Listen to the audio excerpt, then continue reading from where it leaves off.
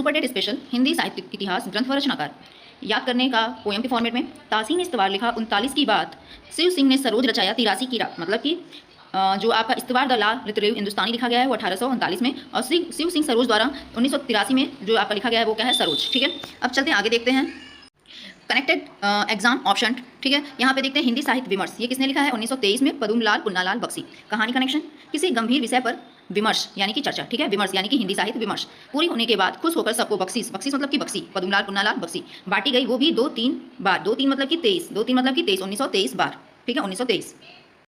हिंदी साहित्य और संवेदना का विकास 1986 किसके द्वारा, रामस्वरूप चतुर्वेदी। कहानी कनेक्शन, जिसके मन में हर प्राणी के लिए गहरी संवेदना भरी हो। संवेदना मतलब कि हिंदी साहित्य और संवेदना का विकास। वह इंसान साक्षात राम का स्वरूप, राम का स्वरूप मतलब कि रामस्वरूप चतुर्वेदी होता है, राम का स्वरूप होता है। ऑप्शन क्लियर, संवेदना शब्द दिखा, संवेदना यानी राम का रूप, सीधे रामस्वरूप चतुर्वेदी।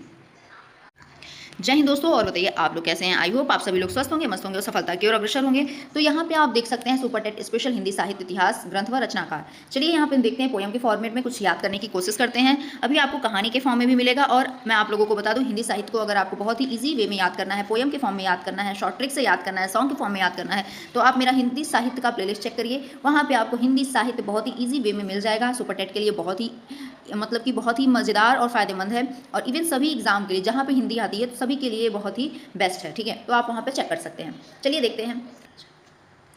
तासी ने इस्तवार लिखा 39 की बात, शिव सिंह ने सरोज रचाया 83 की रात। मॉडर्न वर्नैक्युलर ग्रिएशन का 89 का साल, साहित्य विमर्श करके बख्शी जी हुए बड़े खुशहाल। भाषा का विकास सुंदर श्याम सुंदर ने ठाना, साहित्य का इतिहास शुक्ल का 29 में माना। विवेचन किया सूर्य शास्त्री ने 30 की धूप में, श्याम सुंदर फिर भाषा साहित्य लाएं 30 के ही रूप में। मतलब इन दोनों लोग की रचनाएं क्या हैं, 1930 में ही। रसाल शुक्ल ने 31 में इतिहास को सजाया, कृष्ण शंकर ने 34 में आधुनिक नाम बढ़ाया। भूमिका 40 में देकर द्विवेदी हजारी आए, उद्भव विकास और आदिकाल को 1952 ठीक है 52 में चमकाएं। विश्वनाथ को अतीत दिखा इतिहास का पुराना, आलोचना की राम कुमार ने जैसे चतुर सयाना। नगेंद्र जी 73 में इतिहास को सुधारा, बच्चन सिंह ने 78 में आधुनिक को पुकारा। संवेदना का विकास हुआ रामस्वरूप के नाम, सुपर टेट परीक्षा में अब बनेंगे सारे काम। ओके, तो चलिए ये ब्लेसिंग है इस पीडीएफ का। ठीक है, और आप लोगों को अगर पीडीएफ चाहिए होगा तो स्वयं शिक्षा व्हाट्सएप चैनल ज्वाइन करिए, वहाँ पे आपको पीडीएफ मिल जाएगा। कनेक्टेड देखते हैं, connected exam option match tricks, बिना रटे सीधे दिमाग में। ओके, हिंदी साहित्य विमर्श ये कब लिखा गया, 1923 में, किसके द्वारा, पद्मलाल पुन्नालाल बख्शी के द्वारा। क्या है इसका कहानी कनेक्शन, किसी गंभीर विषय पर विमर्श। ठीक है, चर्चा पूरी होने के बाद खुश होकर सबको बख्शीश यानी कि बख्शी बांटी गई, वो भी 2-3 बार। मत देखिए यहाँ पे विमर्श से क्या हो गया आपका हिंदी साहित्य विमर्श, बख्शीश से हो गया पद्मलाल पुन्नालाल बख्शी, और 2-3 बार से हो गया यानी कि 1923। ठीक है, 23 बार। ओके, आप देखिए हिंदी ऑप्शन किलर भी आप लोग देख लीजिए, वो ऐसा कुछ खास नहीं है, बस ऐसे बना दिया गया है। विमर्श दिखा, विमर्श के बाद बख्शीश, सीधे बख्शीश पर टिक करें। ठीक है, चलिए हिंदी भाषा का विकास, हिंदी भाषा और साहित्य 1924 और 1923। जैसे कि हिंदी भाषा का विकास 1924 में लिखा गया है, और हिंदी भाषा और साहित्य कब लिखा गया, 1930 में, और ये दोनों किसकी रचना है, डॉक्टर श्याम सुंदर दास का। कहानी कनेक्शन क्या है, हमारी हिंदी भाषा का विकास और उसका साहित्य दोनों ही बहुत श्याम और सुंदर हैं। ठीक है, यानी कि हमारा जो हिंदी भाषा का विकास है वो भी सुंदर है, और साहित्य भी हमारा सुंदर है। भाषा और साहित्य और विकास सब सुंदर है हमारा हिंदी का। ठीक है, और सुंदर कौन हो सकता है, ये हमारे श्याम जी हो सकते हैं। ठीक है, तो आप सीधे लगाइए डॉक्टर श्याम सुंदर दास।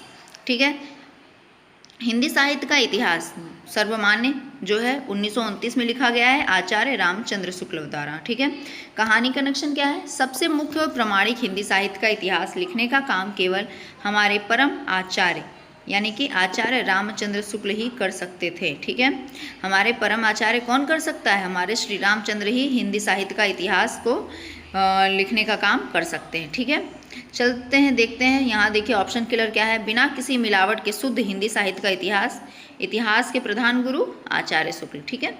हिंदी साहित्य का विवेचनात्मक इतिहास 1930 में सूर्यकांत शास्त्री ने किया है। और कहानी कनेक्शन क्या है, किसी भी चीज़ का गहरा विवेचन, यानी कि विवेचन मतलब कि हिंदी साहित्य का विवेचनात्मक इतिहास। ठीक है। विवेचन मतलब कि बारीकी से देखना, केवल सूर्य यानी कि सूर्यकांत जी। ठीक है। सूर्य की तेज रोशनी में ही संभव है, अंधेरे में नहीं। ठीक है। अब देखते हैं हिंदी साहित्य का इतिहास 1931 में कौन लिखा है। 1931 में राम शंकर शुक्ल रसाल। ठीक है। कहानी कनेक्शन क्या है, इतिहास में अगर रसाल मतलब कि रस आनंद घोलना है तो भगवान राम और शंकर का नाम लेना ही पड़ेगा। ठीक है। दोनों लोग का साथ में नाम लेना पड़ेगा, वरना गुस्सा आ जाएंगे एक लोग। अगर जैसे राम जी का लिए और शंकर जी का नहीं लिए तो राम जी गुस्सा आ जाते हैं, और शंकर जी का ले रहे हो आप, राम जी का नहीं ले तो शंकर जी गुस्सा आ जाएंगे। ठीक है। ये लोग एक दूसरे का अपमान बिल्कुल बर्दाश्त नहीं करते हैं, तो दोनों लोग का आपको नाम लेना ही पड़ेगा। ठीक है।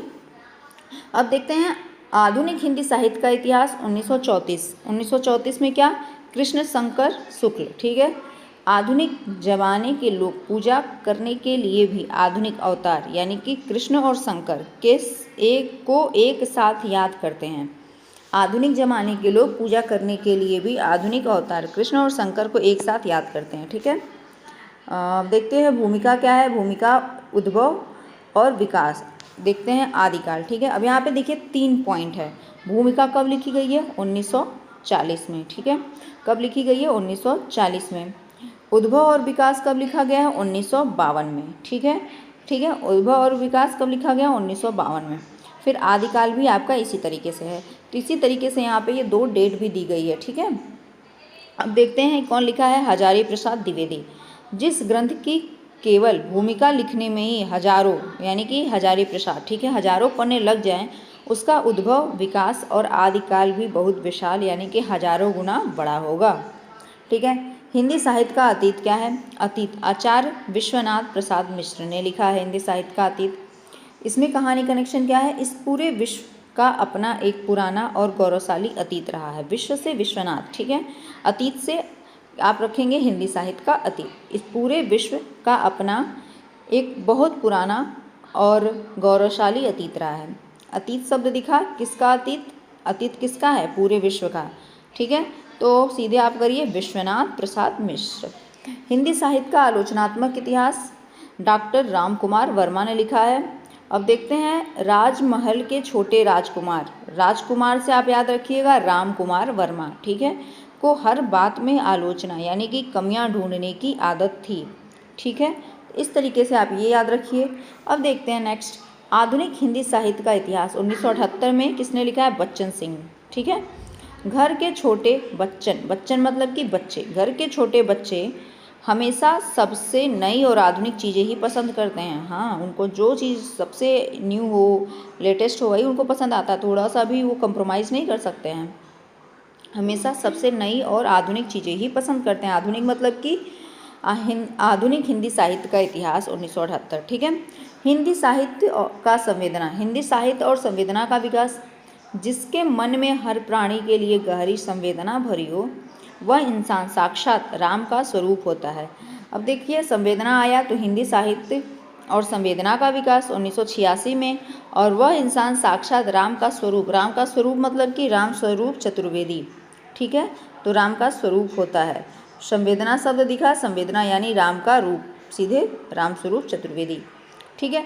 तो आई होप आप लोग को ये वीडियो अच्छी लगी होगी। चलिए अब मिलेंगे नेक्स्ट वीडियो में, और कुछ नए टॉपिक के साथ, कुछ नए अंदाज में, कुछ नए ट्रिक्स के साथ। चलिए जय हिंद दोस्तों।